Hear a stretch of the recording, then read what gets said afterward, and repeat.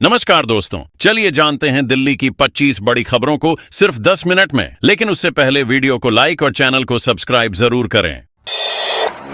दक्षिण पूर्वी दिल्ली के इलाके का 35 करोड़ से होगा विकास, नशीले पदार्थों की बिक्री पर भी लगेगी रोक। दक्षिण पूर्वी दिल्ली के विधानसभा क्षेत्रों में विकास कार्यों के लिए 35 करोड़ रुपए मंजूर किए गए हैं। सांसद रामवीर सिंह बिधुड़ी की अध्यक्षता में हुई बैठक में सड़क निर्माण, नालों की सफाई, बिजली व्यवस्था सुधार और पार्कों में जिम उपकरण लगाने जैसी योजनाओं पर चर्चा की गई। साथ ही नशीले पदार्थों की बिक्री पर रोक लगाने के लिए विशेष कदम उठाने का निर्णय हुआ। बैठक में सौर ऊर्जा को बढ़ावा देने पर भी जोर दिया गया और 1 करोड़ कनेक्शन का लक्ष्य रखा गया है।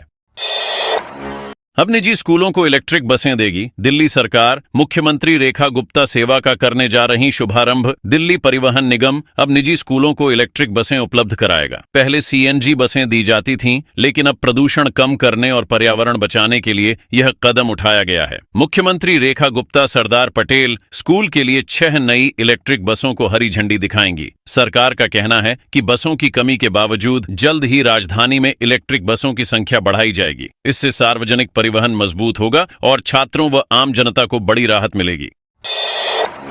एसएससी अभ्यर्थियों का बड़ा आरोप, कहा शिक्षकों और पुलिस ने की ज्यादती, महिला प्रदर्शनकारियों से की गई छेड़छाड़। रामलीला मैदान में एसएससी परीक्षा में कथित गड़बड़ियों के खिलाफ हुए प्रदर्शन के दौरान माहौल बिगड़ गया। अभ्यर्थियों का आरोप है कि पुलिस और शिक्षकों ने उनके साथ ज्यादती की और महिला प्रदर्शनकारियों के साथ छेड़छाड़ तक हुई। प्रदर्शनकारियों ने इसे धोखा बताया और न्याय की मांग की। पुलिस ने सभी आरोपों को खारिज करते हुए कहा कि प्रदर्शन की अनुमति सिर्फ शाम 5 बजे तक थी और शर्तों के उल्लंघन पर ही कार्रवाई करनी पड़ी। मामला अब और तूल पकड़ रहा है।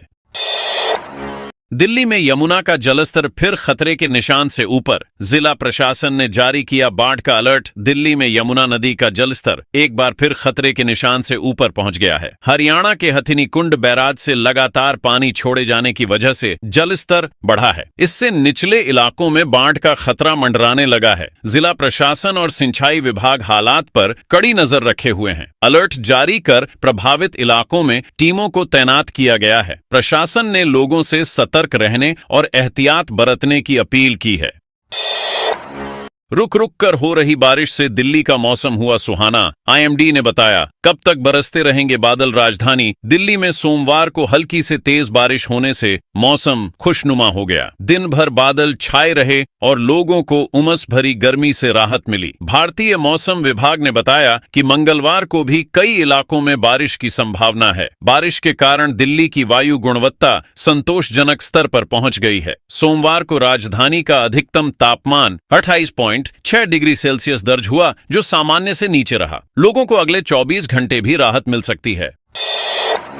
लाखों छात्रों पर आर्थिक बोझ डाला गया। मेट्रो का किराया बढ़ाने पर एएपी ने भाजपा पर बोला हमला। आम आदमी पार्टी ने भाजपा पर तीखा हमला बोलते हुए आरोप लगाया कि दिल्ली पुलिस ने रामलीला मैदान में एसएससी परीक्षा में गड़बड़ी के खिलाफ प्रदर्शन कर रहे छात्रों पर लाठीचार्ज किया। आप नेताओं ने कहा कि सरकार ने मेट्रो का किराया बढ़ाकर लाखों छात्रों और नौकरी पेशा युवाओं पर भारी आर्थिक बोझ डाल दिया है। पार्टी ने इसे वादा खिलाफी बताया और छात्रों के समर्थन का ऐलान किया। आपने साफ कहा कि भाजपा सरकार गरीब और मध्यम वर्ग के हितों के खिलाफ नीतियां लागू कर रही है।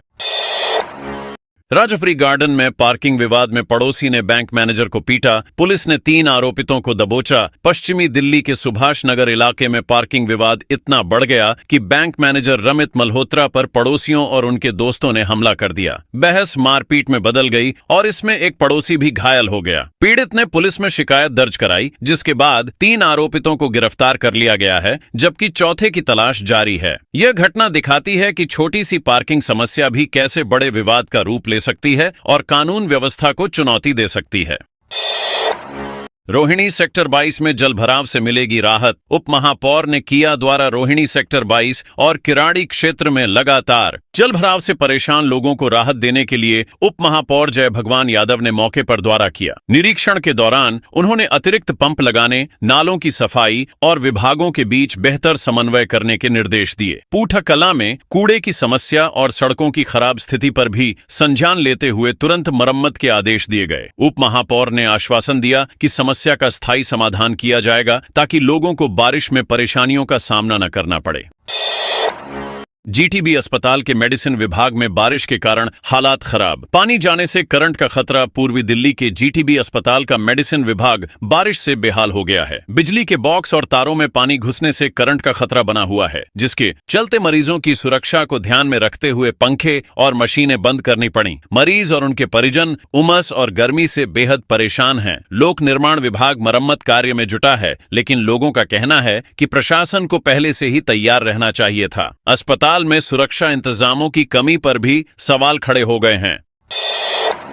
विधायक निधि के इस्तेमाल पर दिल्ली सरकार सख्त। सीएम रेखा गुप्ता ने विधायकों को दी कड़ी चेतावनी। दिल्ली सरकार ने विधायक निधि और मुख्यमंत्री निधि के इस्तेमाल को लेकर कड़ा रुख अपनाया है। मुख्यमंत्री रेखा गुप्ता ने स्पष्ट किया कि इस निधि का उपयोग विकास कार्यों में ही होना चाहिए और किसी भी तरह की लापरवाही बर्दाश्त नहीं की जाएगी। उन्होंने अधिकारियों को निर्देश दिया कि सभी परियोजनाएं समय पर पूरी हों। पिछली सरकारों पर निशाना साधते हुए उन्होंने कहा कि निधि का सही तरीके से उपयोग नहीं हुआ, लेकिन अब जनता का पैसा जनता की भलाई पर ही खर्च होगा।